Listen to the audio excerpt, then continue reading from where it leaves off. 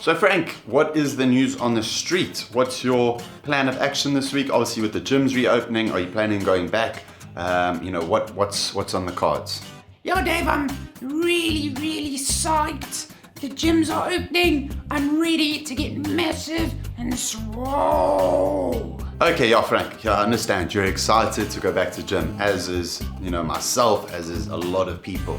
We've been waiting a long time for this, keen to go back, but do you have a strategy in place?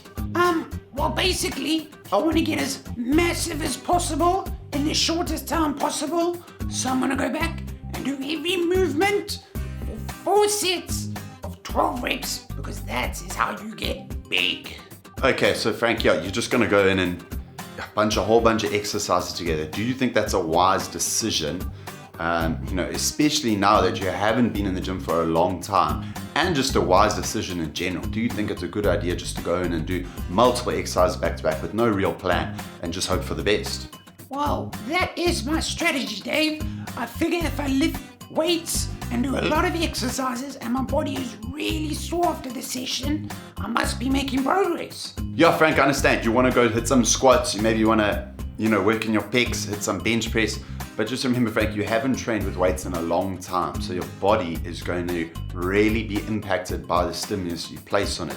It's not in a strong position. I mean, a lot of us haven't been in gym for a long time, and we cannot expect to go back to gym and perform the way that we were performing before lockdown. It's just not feasible.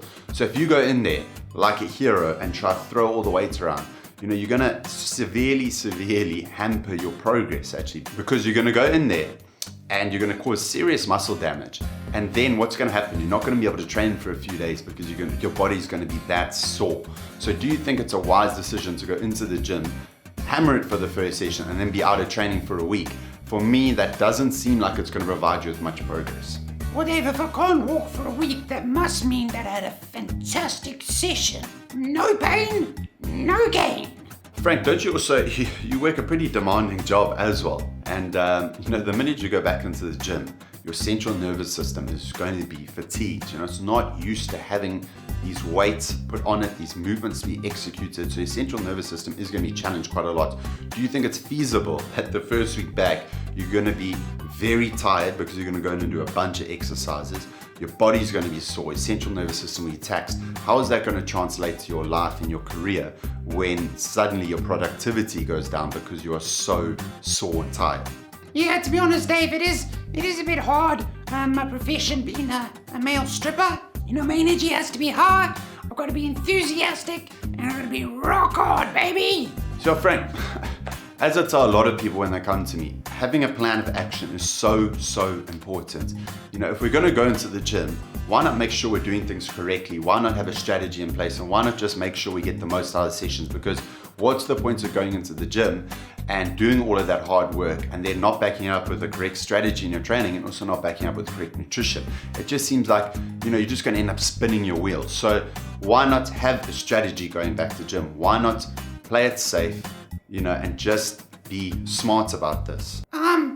Yeah, Dave, that does sound actually like a better plan than I had in place, because I was just gonna crash diets and do a whole bunch of exercises as per normal. So Frank, to be honest, I think the first month going back, you just need to play it safe. Your body's going to really feel it. Central nervous system will feel it. Movements aren't going to feel that great as well. I know before lockdown, if you were consistent, you can feel movements. They're smooth.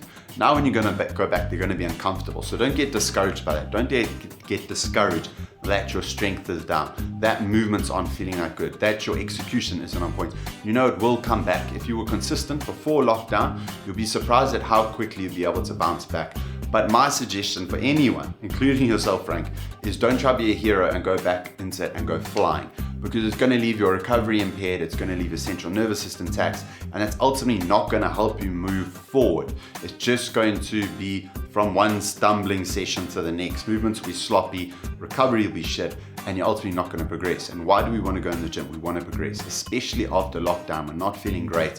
We all want to progress. So go in there, reduce your volume, reduce your number of training days that you used to do, give yourself rest days, give yourself adequate sleep and recovery time so you can build back up.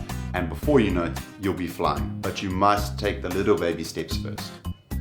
Well, Well, Dave, I think for this first month back, I'm gonna take 6 doses of pre-workout, up my protein, and get massive.